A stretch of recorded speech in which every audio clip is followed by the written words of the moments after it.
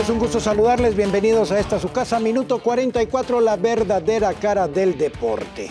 Mire, los Juegos Olímpicos ya terminaron, ya hay balance, ya hay resultados. Los Juegos Paralímpicos también terminaron. Según las autoridades, los resultados fueron excepcionales. 5 medallas en los Juegos Paralímpicos, en los Juegos Olímpicos, en el deporte convencional. Los mismos resultados que en Río 2016, en donde Alfredo Castillo, titular de la CONADE en ese entonces, fue destrozado prácticamente por la hoy ya ya va a dejar el cargo, ex titular Ana Gabriela Guevara. Los mismos resultados consiguió Alfredo Castillo que consigue Ana Guevara precisamente en París, 3 medallas de plata y 2 de bronce. Lo que se refiere a los resultados en Juegos Paralímpicos, 17 medallas, 3 jaliscienses subieron al podio allá en los Juegos Paralímpicos. En el deporte convencional ninguno subió. Bueno, pues una frase muy trillada también se ha sonado en los últimos años: los equipos multidisciplinarios. Rembombante, se oye muy bien, pero la verdad es que no se ve efectividad en ese tipo de situaciones y lo estaremos analizando. Déjeme darle la bienvenida a la maestra Norma Elizabeth Mora Rosas, quien es psicóloga del deporte. Maestra, bienvenida, ¿cómo está? Muchísimas gracias, muy bien. Doctora, ¿no? Pues maestra. ¿Maestra? Sí. Ah, bueno, muy bien. Y también damos la bienvenida a Rafael Cano, psicólogo del deporte. Hola, Sergio, ¿qué tal? Bienvenido, Rafael. Gracias por la invitación. Gracias por estar aquí en tu casa. Por cierto, Rafael es primera generación de maestría de Psicología del Deporte, CEDEFIS, ahora sí lo dije bien, en Morelia, ¿verdad? Morelia, Michoacán. ¿Y te encuentras con? Con mi maestra de la materia de Psicología del Alto Rendimiento. De alto rendimiento. ¿Qué se siente reencontrarse? Un gusto enorme ver un alumno en estos mismos escenarios. Y de eso se trata, que como psicólogos del deporte estemos en los mismos escenarios. Y bueno, ya me tocó tenerlo de alumno, ahora de colega. Bienvenido, Rafa. Gracias, maestra. Bueno, para empezar, los voy a invitar a escuchar una nota en donde realmente pues no se le cumple al deporte adaptado. Así es. Les voy a invitar a que lo escuchen porque la pregunta inmediatamente después de esto será verdaderamente si este tipo de situaciones afecta a los atletas. Ahí les dejo esto, pero los invito junto con usted que está ahí en casita a que escuchemos precisamente cuál es la situación que se vive en las instalaciones deportivas del deporte adaptado, aquí en nuestro estado.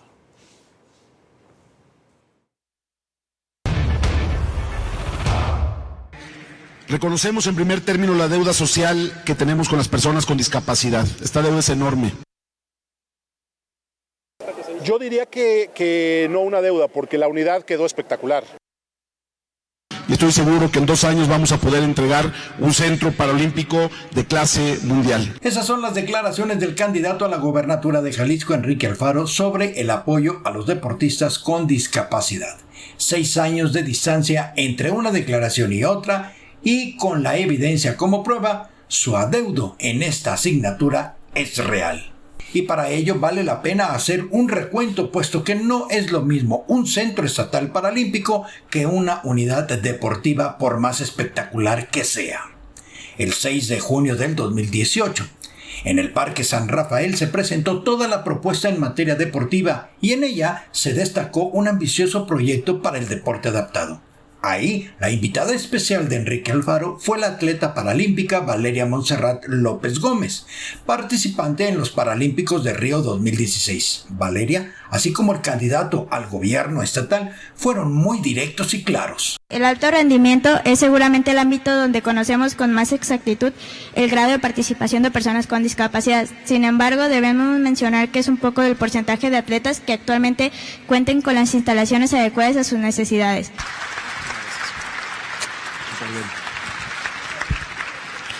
Muchas gracias, Valeria. Reconocemos en primer término la deuda social que tenemos con las personas con discapacidad. Esta deuda es enorme. El diagnóstico que nos has presentado creo que deja claro 3 aspectos importantes en el deporte adaptado. Primero, la carencia de instalaciones y programas de promoción. Segundo, la necesidad de apoyos técnicos, materiales y metodológicos para el desarrollo de las disciplinas deportivas adaptadas. Y tercero, la desvinculación deportiva y laboral entre organismos públicos y privados para atender a la población con discapacidad. En este sentido es en el que vamos a trabajar en el próximo gobierno, y quiero el día de hoy anunciar públicamente el compromiso de construir en los 2 primeros años de gobierno. Será una primera etapa con 40 millones de pesos y una segunda etapa con otros 40 millones. El Centro Paralímpico Estatal, que contará con instalaciones especializadas para la práctica de las diferentes disciplinas y modalidades, pero que además tendrá una estructura de operación técnica e interdisciplinaria que permita lograr un desarrollo deportivo, y más importante aún, que dará empleo a los mismos atletas en diferentes funciones acorde a su capacidad y experiencia, y este centro será en la Unidad Deportiva López Mateos. Para el 2021 aún se seguía hablando del Centro Estatal Paralímpico, aunque las remodelaciones se hicieron solo en las canchas de fútbol, en el estadio de softball, en la alberca y en el complejo de gimnasia. No había signos de apoyo en infraestructura para el deporte adaptado.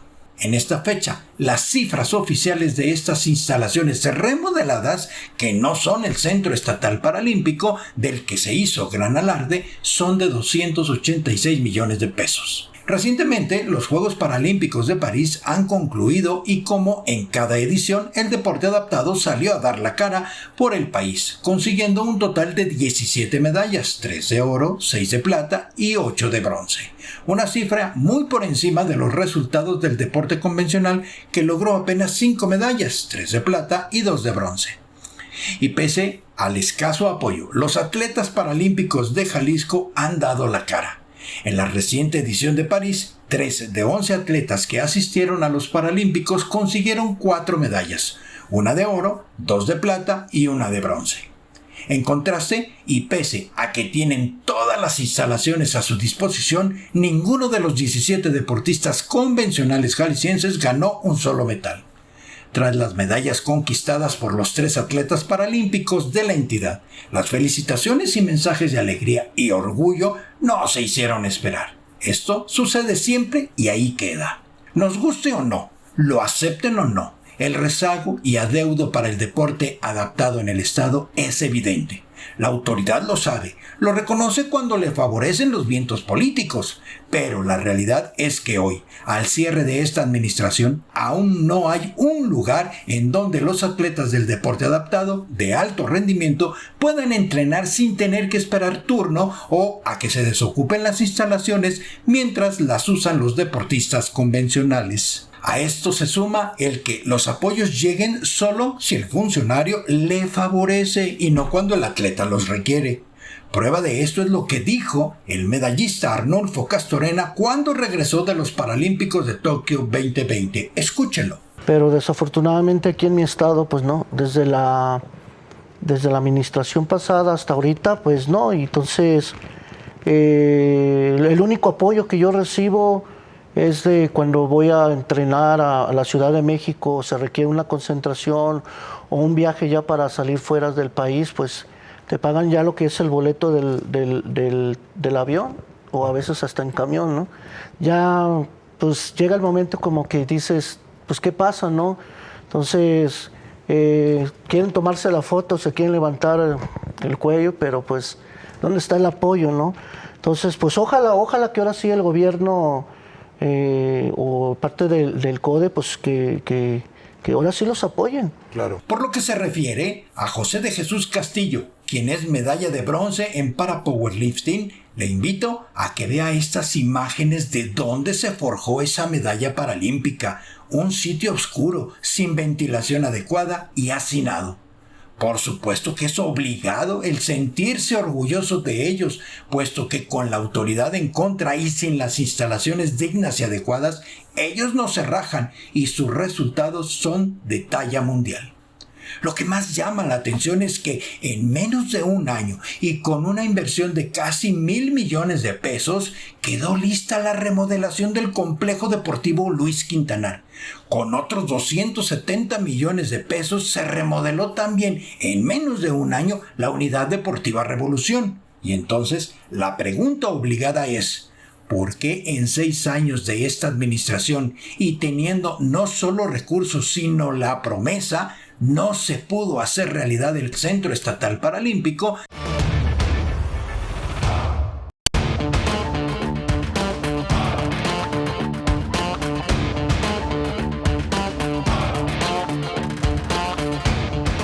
Gracias por continuar con nosotros en Minuto 44. Usted también allá en casita ya se dio cuenta cómo es verdaderamente la historia de este supuesto Centro Paralímpico Estatal de clase mundial, que hoy por hoy no existe.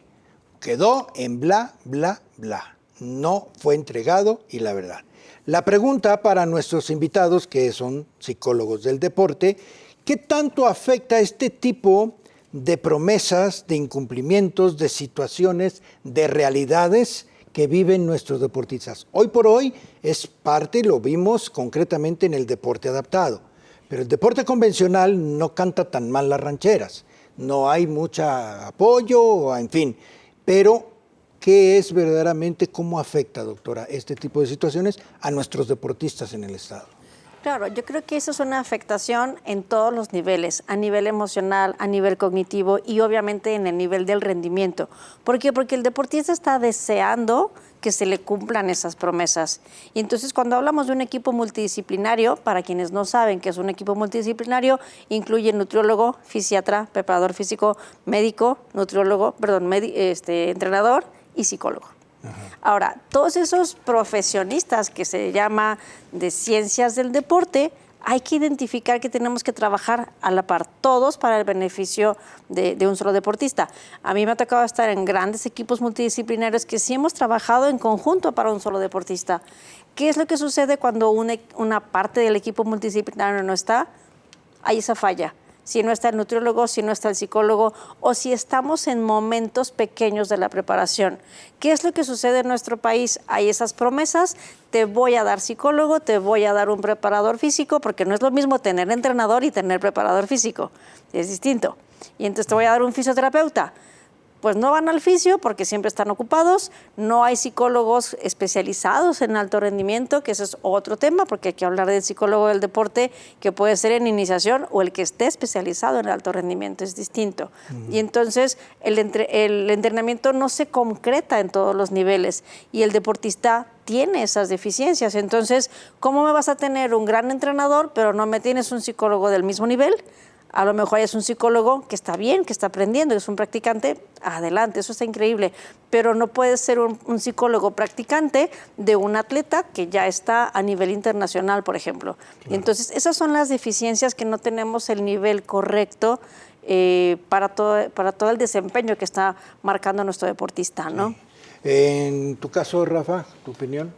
Pues en la parte motivacional también del deportista puede afectar esto muchísimo, ¿no? Porque precisamente la promesa de que te voy a dar esto, te voy a dar lo otro, genera una motivación extrínseca, pero que a final de cuentas, cuando no aparece nada de esto prometido, puede venir para abajo esa parte. Claro, y no estamos tomando en cuenta el revanchismo que sigue existiendo por parte de la autoridad. Sí, claro. Porque escuchábamos a Arnulfo Castorena, que es toda una leyenda, créame, es toda una leyenda en el deporte a nivel mundial, y lo tenemos aquí, y cuando él habla, se sienten ofendidas las autoridades. Es una realidad, el señor no está diciendo mentiras, el señor está diciendo lo que estaba pasando, y cobran revancha.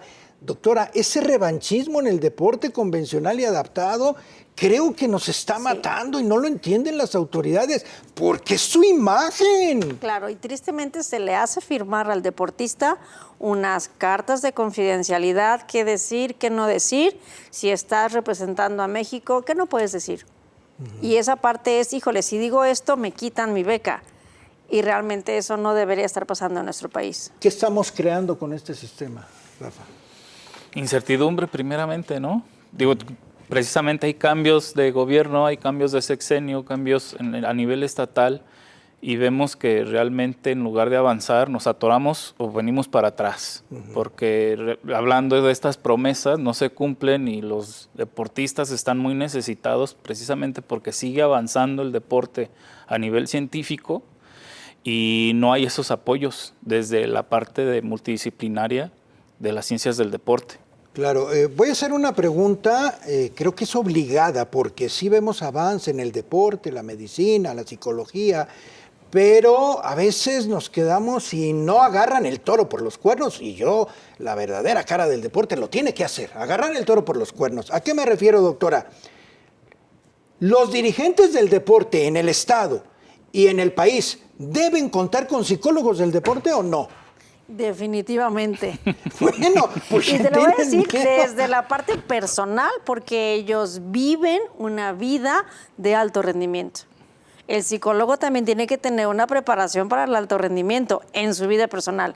El directivo, el encargado del deporte, desde sus emociones, su expectativa de dar los mejores resultados a nivel estatal, nacional, internacional, es lo mismo que el deportista. Estás hablando de una carrera profesional de alto rendimiento y entonces un encargado del deporte, un político, un empresario, un directivo, tienen que contar con este acompañamiento emocional y entrenar nuestra mente, porque no es lo mismo hablar de un acompañamiento nada más a un entrenamiento mental. Entonces yo sí diría que todos los directivos del deporte, número uno, que conozcan la metodología del entrenamiento deportivo, no la conocen.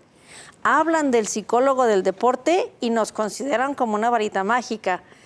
Pero ¿dónde está la metodología? No reconocen que hay un proceso y que lleva tiempo. Si un ciclo olímpico nos lleva 4 años, yo pregunto, ¿quiénes estamos ya? Yo lo estoy haciendo con ciertos atletas, pero yo quisiera saber en el deporte institucionalizado que ya estés trabajando el ciclo olímpico para Los Ángeles 28. Ese es un completo entrenamiento mental de aquí a Los Ángeles. Claro. Obviamente no estás clasificado, pero estás en el caminito a clasificar a Los Ángeles 28. No, ahorita están preocupados en a ver quién va a quedar, ¿no? En los puestos, porque se vienen los cambios, ¿no? Sí, claro, sí, claro sí. está. Eso es lo más preocupante hoy por hoy. Los atletas no. O sea, yo no he visto, con todo respeto, y lo digo abiertamente, yo no he visto a ningún funcionario del deporte que haya citado y se haya sentado con los 17 atletas olímpicos que fueron a París y hubieran a escucharlos hablar. A ver, ¿qué pasó? Tú estuviste allá, nosotros no. No los han escuchado. Pero sí están muy preocupados. ¿Quién va a quedar? Por cierto, déjeme adelantarle, se dice ahí entre los pasillos, que va a Comú de Guadalajara David Prado. Imagínense usted, David Prado. O sea, no hay más, no tenemos más. El señor lleva quién sabe cuántos años, ha estado ahí bastante tiempo y el señor no da resultados, pero bueno, hay que esperar y se iría a Comú de Guadalajara. Ya había estado con Fernando Ortega ahí y otra vez. O sea, señores, por favor, hay gente, hay que buscar y dar oportunidades, si no el cambio no se va a dar. Señores autoridades, no se dejen engañar, revisen lo que han hecho. Minuto 44, la verdadera cara del deporte. Volvemos.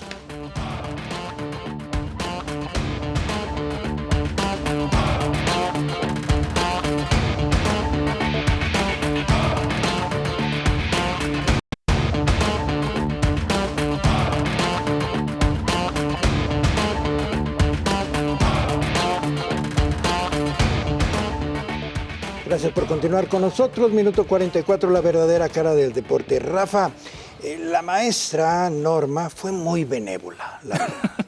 En el sentido de que dijo que los veían como varitas mágicas, el directivo, al psicólogo del deporte. Yo con todo respeto para ustedes, pero y sí indignante por parte de la autoridad, es como algo desechable. Les conviene, jalan al psicólogo del deporte.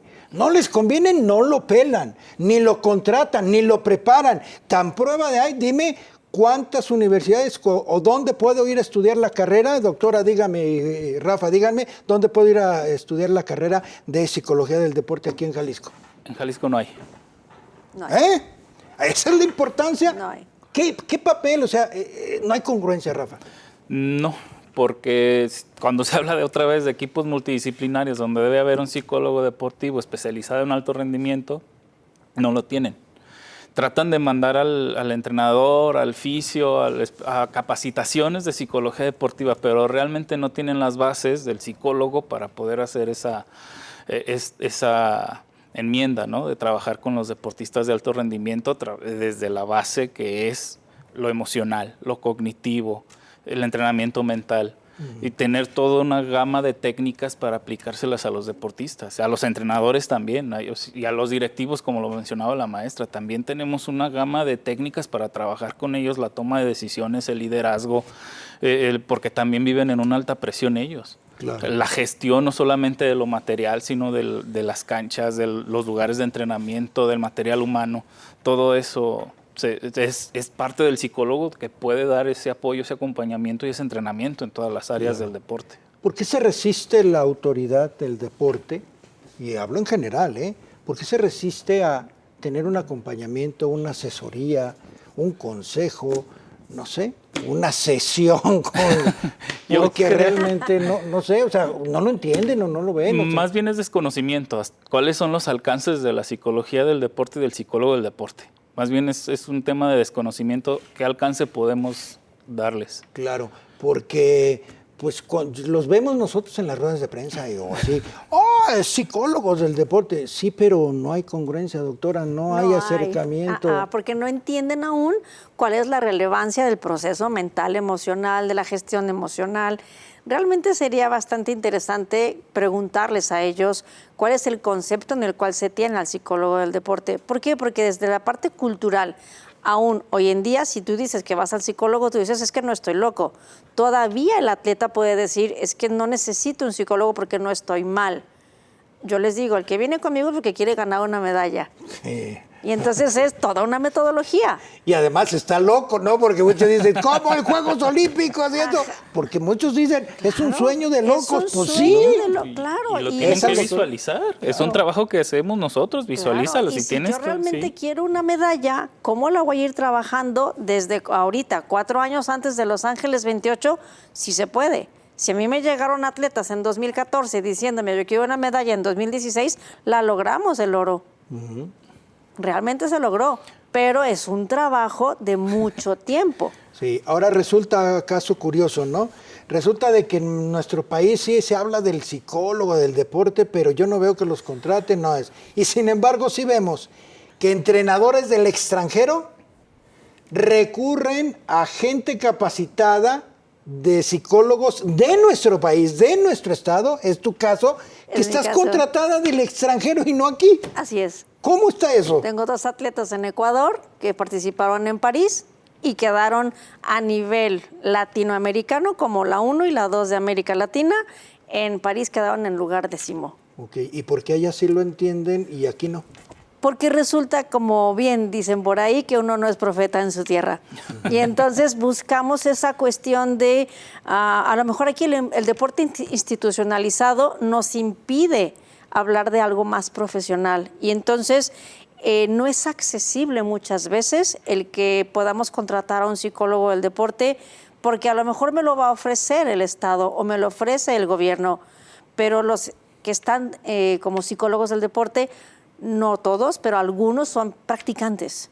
Okay. Y está bien que tengan ese escenario de práctica, es maravilloso. Pero ¿quién los supervisa? Sí. Pero ¿quién los está supervisando? ¿Quién les está dando las herramientas para que tú tengas como psicólogo que estás haciendo tus prácticas con un atleta que va a ir a unos Panamericanos, que va a ir a unos nacionales, que va a ir a una Copa del Mundo, si como psicólogo no tienes esa experiencia internacional? Claro. Entonces, esas son las deficiencias. Realmente generar la cultura de yo puedo tener un psicólogo del deporte del mismo nivel de los entrenadores que tenemos. Tenemos grandes entrenadores en nuestro estado y en nuestro país. Pero ¿qué pasa? También traemos entrenadores de otros países porque no les damos las oportunidades a los entrenadores de aquí. Y que bueno, aunque lo tengamos y tenemos esa mentalidad de poner al compadre o al amigo o al que me hizo el favor o al que votó por mí y no al que realmente tiene la facultad, Rafa, pues también se echa a perder, ¿no? Ahí entra todo eso. Sí, y lo que me ha tocado a mí en mi experiencia es que son los papás de los atletas los que lo buscan a uno en el servicio particular. Okay. Porque pues realmente a veces dentro de la institución no tienen ese apoyo o lo ven un poco deficiente si es que hubiera. Precisamente por esa falta de experiencia, que no es culpa de los colegas que van iniciando, sino quien supervisa, quien los foguea en ese sentido para trabajar. Y los papás por ellos mismos buscan esa posibilidad para que sus hijos se desarrollen, potencialicen y logren su sueño. Claro, y aquí hay que aclarar algo muy importante que señalas tú, maestra, y Rafa.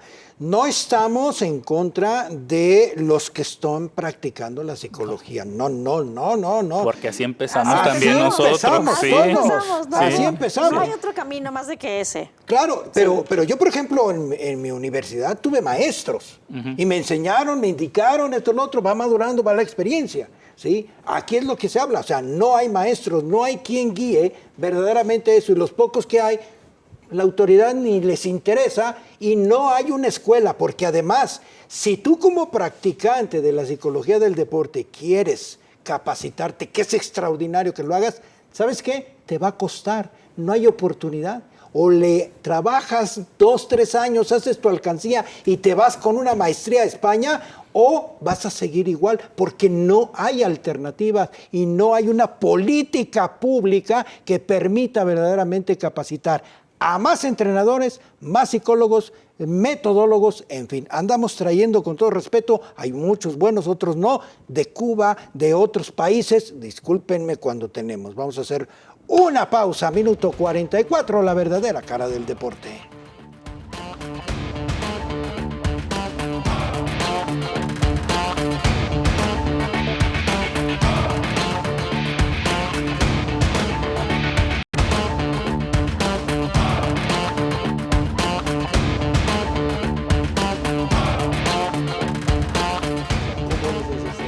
Mil gracias por continuar con nosotros aquí, porque mire, estamos descubriendo algo muy interesante en ese sentido, gracias a la maestra Norma Elizabeth Mora Rosas, psicóloga del deporte.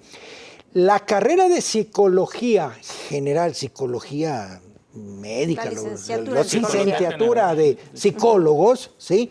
En nuestro país se tendrá 60 años.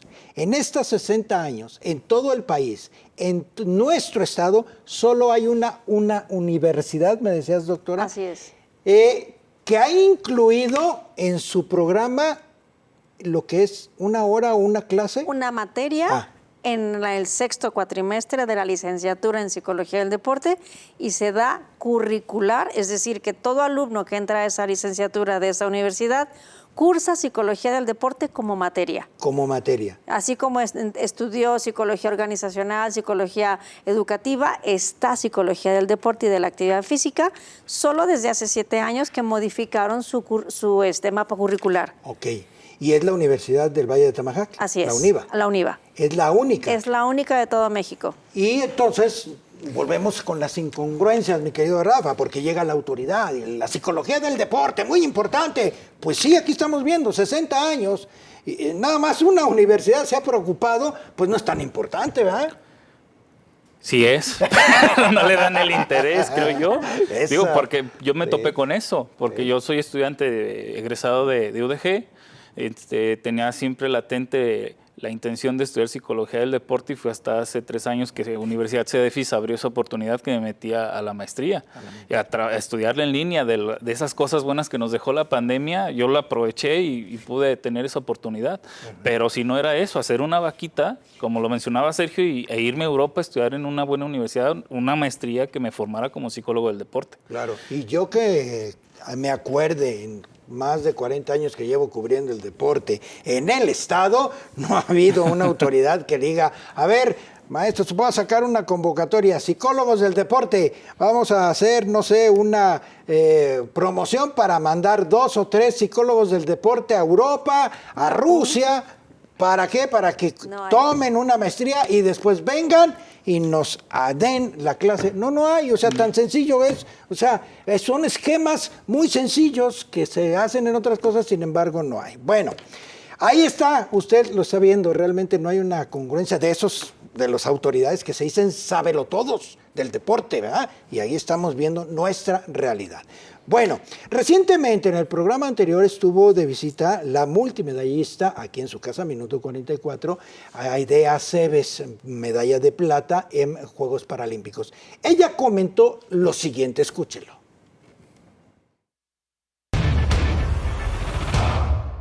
Yo estaba muy tranquila, de verdad todos los días me había mantenido muy tranquila, muy segura del trabajo que habíamos hecho, muy confiada en el trabajo que había hecho mi entrenador conmigo y el demás equipo multidisciplinario. Llega ya la noche, entonces yo empiezo como con un momento de ansiedad, como a temblar de miedo y yo no sabía ni por qué tenía esa sensación. Entonces yo recuerdo, ya llevaba mi proceso psicológico con una psicóloga y con el otro psicólogo del equipo, entonces yo le llamo a mi psicóloga y le digo, es que yo no sé qué me está pasando, o sea, yo estaba muy tranquila, necesito que me ayudes a tranquilizarme. Y me decía, ¿pero por qué? O sea, ¿qué sucedió? Pues ya después de una breve sesión que tuve con ella, logré como tranquilizarme un poco. En la villa había una zona muy padre que se llamaba Mindzone, que era para ir a meditar. Entonces yo soy mucho y lo llevo practicando desde Tokio en escuchar a tu cuerpo. Entonces ella me decía, escucha tu cuerpo, escucha lo que necesites. Y yo, pero es que la hora ya es tarde, tú no te preocupes por la hora, si tu cuerpo lo necesita, hazlo. Entonces yo dije, ok, voy a ir un ratito a esa zona. Fui 5 minutos, estuve ahí en esa zona, me tranquilicé, hice los ejercicios que ponía en práctica con ella. Regresé, cené, me acosté a dormir, todo bien. Al día siguiente compito, yo competí pues obviamente con la adrenalina y el nervio porque pues era la primera prueba. Ya se soltó todo eso en la semifinal, llega a la final. Para esto, pues yo había sido la primera del HIIT. Yo llegué primera del HIIT, paso en segundo lugar a la final y mi entrenador me dice de que, oye, o sea, es la presión que vas a tener, ¿por qué esto? Y que no sé qué. Me empieza así como a decir muchas cosas y es como de, tranquilo, o sea, yo no siento esa presión, todo va a salir bien. No, pero es que ahorita ya todos van a empezar a decir que sí oro, que sí plata. Y yo, tranquilo, yo estoy muy tranquila, de verdad yo no pienso en eso, yo solamente pienso en que lo voy a hacer bien y listo, no pienso nada más. Llega justo la final, estoy para salir a la alberca, ya en la cámara de llamado y justo eso de que mejor me regreso, ¿sabes? De ya no quiero salir, pero luego digo, no, ya estoy aquí y vamos, o sea, sí se puede, entonces logro controlar como toda esa emoción que sentía, estoy ya justo en el banco de salida. Ya una vez metiéndome al agua, yo me bloqueo, se cierra todo en mi mente, más que el agua y yo, no hay nada más alrededor. Y pues ya, yo solo me enfoco en lo que había platicado con él, con mi entrenador, y era mantener un paso. Como empezaba, iba a tener que finalizar la prueba. Entonces, pues así fue, así lo hice. Yo estaba muy concentrada en mantener y pues ya. Esto fue lo que nos declaró Aide Aceves. Me llama mucho la atención. Temblando de miedo un día antes, una noche de antes. Me llama también la atención cómo dice el entrenador le empieza a vender una idea, creo yo, un sistema negativo. ¿No? Es que, ¿qué va a decir? Ella misma le contesta al entrenador. Espérame, yo estoy tranquila, ¿no? ¿Por qué da ese miedo? ¿Por qué? ¿Dónde estaban los equipos multidisciplinarios? Hay muchas preguntas, pero claro, a fin de cuentas esta es una realidad. Ella estuvo allí. Sí, y yo creo que es algo que tenemos que tener claro. La naturaleza del ser humano es esa. No porque tú tengas una preparación psicológica no sientas miedo. El miedo es natural y es necesario. Pero dentro de esa preparación psicológica, que en el caso que ella tuvo, reconoce esa sensación, le llama a su psicóloga. ¡Qué bueno! Eso es una parte del reconocimiento y del entrenamiento emocional. Vas y te vas a la sala de mindfulness que estaba ahí, maravillosa sala, ya tuvo su proceso y entonces se necesita, y coloquialmente no lo entendemos bien, hablamos de miedo y ansiedad cuando se necesita hablar de una activación. Estoy lo suficientemente activada. Esos nervios no es igual a miedo. Y cuando los escuchamos hablar pensamos que están nerviosos porque no están listos. Es algo natural, pero yo creo que es parte de lo que mencionábamos ahorita. No tenemos esta información de lo que en verdad sucede en el deportista y es sano, es necesario decir estoy activado. Si este nervio me activa, me lleva. Cuando los atletas me dicen, es que quiero competir relajado, yo les digo, no, yo no te quiero relajado, yo te quiero intenso, dinámico, activo. Y entonces esa es una adrenalina necesaria que nuestro sistema nervioso lo requiere. Pero culturalmente no hemos entendido esas palabritas de estoy nervioso o ansioso, es el ansia de estoy emocionada, claro, ya quiero. Pero se confunde y si el atleta no está preparado mentalmente, sí puede confundir esos nervios con miedo. Claro. Y ese miedo puede ser paralizante también. Sí. Vamos a hacer una pausa breve, regresamos con Rafa porque vamos a preguntarle cómo callar a un entrenador cuando está diciendo cosas bárbaras. ¿Cómo es posible que, no, es que, cómo va a estar? Y que lo pones más nervioso, ella misma lo dijo. Espérame, yo estoy tranquila, van a salir las cosas como lo hemos dicho, como lo hemos planeado. Minuto 44, la verdadera cara del deporte.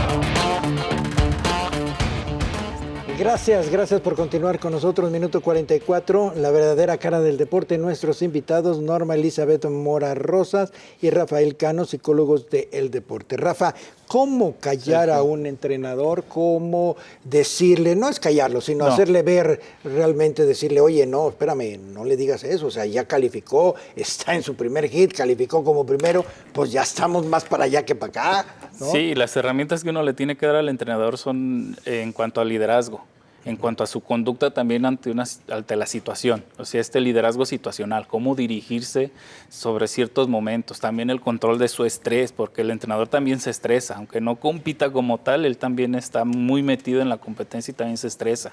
Claro. La atención, la concentración, todas las variables psicológicas que se trabajan con un deportista también las trabajamos con los entrenadores. Claro. Entonces, no es callarlo, sino enseñarle a saber qué decir en el momento justo. Pero hay entrenadores que todo lo saben, que son los dioses, que no, a ver, espérame, yo soy el entrenador, ¿no sabías? Y nos topamos con eso todos los días, porque también puede ser que le asignen a un psicólogo del deporte, pero realmente no tomarlo en cuenta. Entonces eso no es equipo multidisciplinario. Okay. Entonces el psicólogo también es parte del staff y es como un auxiliar técnico, claro, si se puede decir así, ¿no? Ahora, hablamos de congruencias, van de estar ustedes en casa. A ver, Sergio, pero ¿cómo que congruencia? A ver, congruencia, mire, vamos a ver el ejemplo.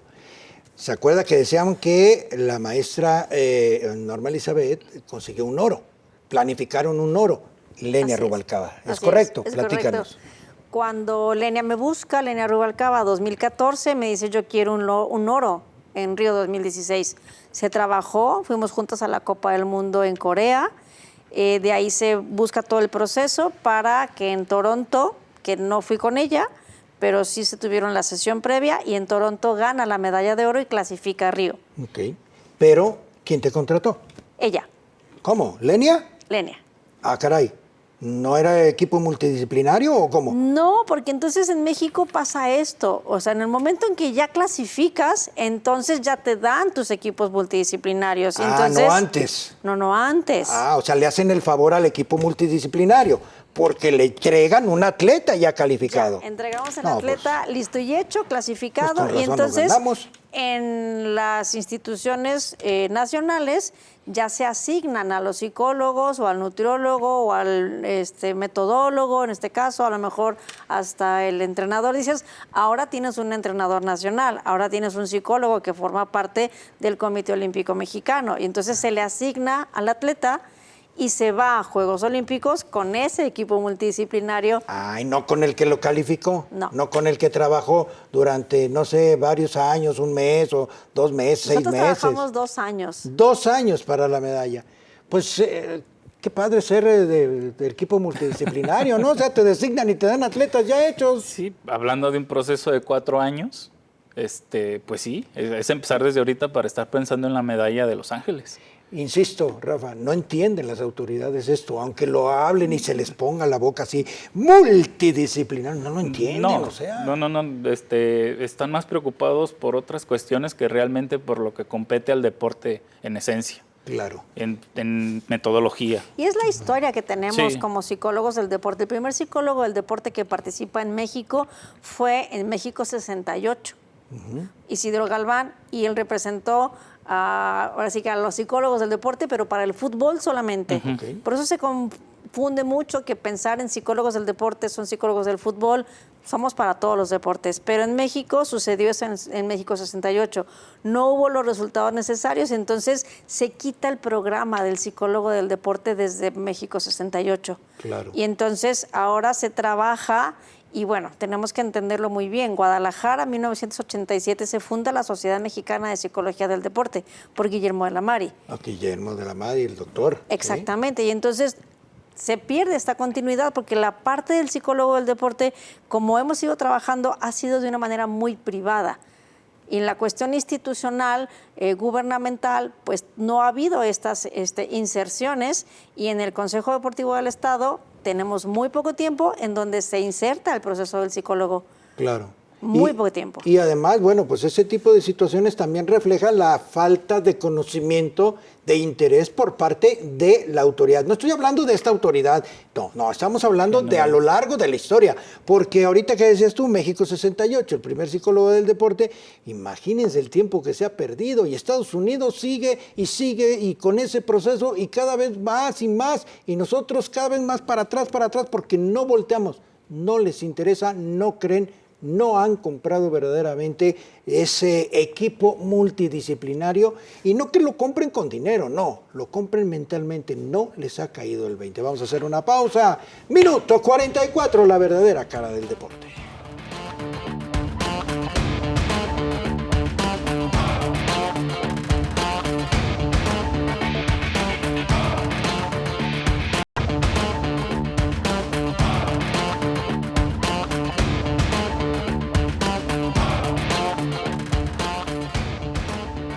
Mil gracias por continuar con nosotros. Minuto 44, la verdadera cara del deporte. Hay muchos temas, el tiempo es cruel, se nos está agotando.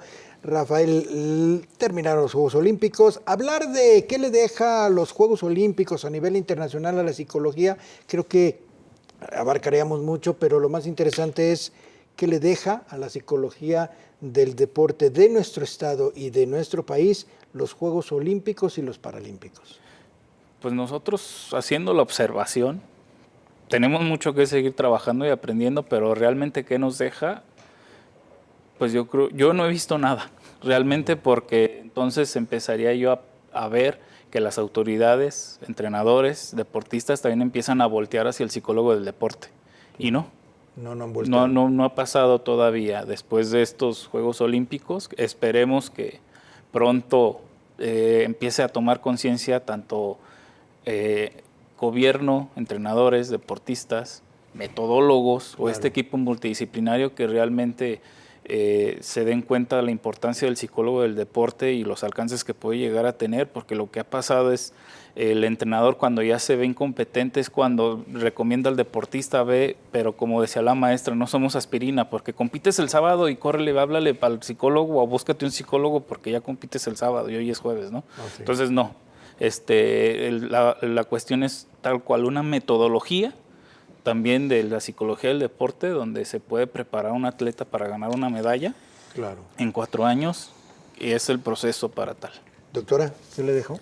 Realmente tenemos que irnos hasta Tokio, de Tokio a París, y tenemos una gran representante que fue Simone Biles, que ella habla de la salud mental del deportista. Les recomiendo mucho su documental que está en las páginas. Hablar de la salud mental del deportista hoy es muy importante.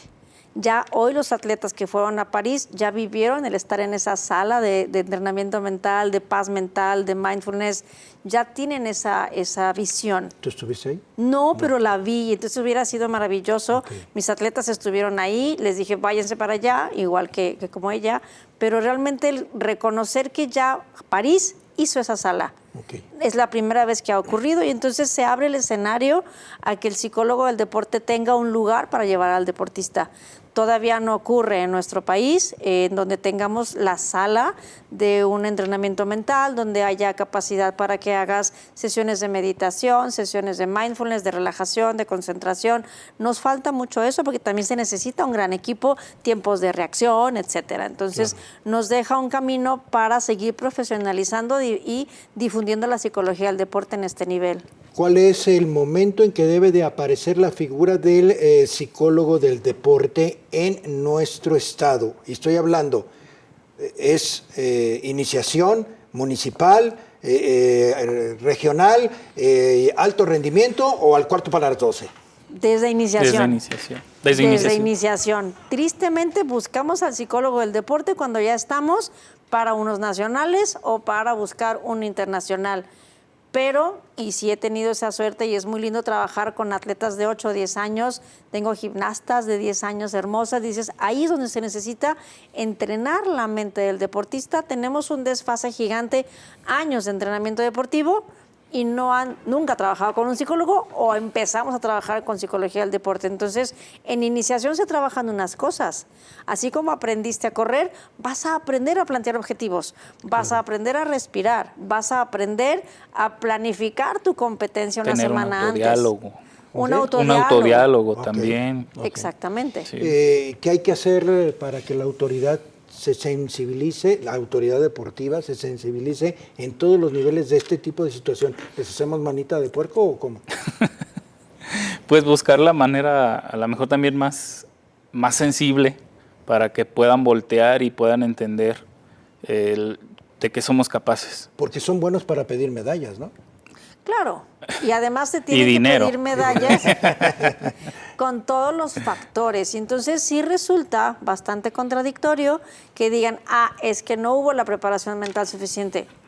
¿Y por qué no le ofreciste un psicólogo? ¿Por qué no preparaste, como bien dices tú, unos psicólogos que se queden aquí en México, en el extranjero, que se capaciten?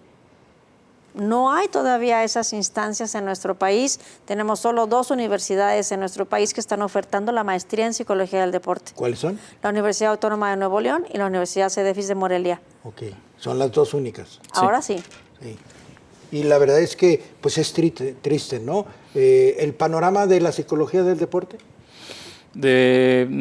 Para nosotros sigue siendo alentador. Desde que iniciamos sigue siendo alentador. Queremos que realmente seamos tomados en cuenta en instituciones públicas, en instituciones privadas, por los papás de los atletas también, que es el trabajo de iniciación que se hace. Claro. Entonces también para nosotros es muy alentador. Tenemos mucho que hacer, tenemos mucho campo de acción. Claro. Necesitamos oportunidades nada más. ¿Y qué más? ¿Algo más? Pues nada, ¿Quién? seguir. ¿Quién? No, hay que señalar que gracias, y hay que decirlo abiertamente, gracias a los padres de familia que de veras se preocupan y se ocupan por sus hijos, por este aspecto de la psicología del deporte, y que les dan y hacen un gran esfuerzo porque ellos pagan aparte, no lo da normalmente el Estado, aunque diga que su cuerpo multidisciplinario, mentiras, no es cierto, aquí está la realidad y hay que agradecer a los padres de familia. Así es, gracias, en verdad. Doctora. No, pues gracias por la invitación. Aquí está, nos falta tiempo. Gracias. Gracias, un placer. Gusto. A usted 1000 gracias por el favor de su preferencia. Recuérdelo la próxima semana, minuto 44, la verdadera cara del deporte.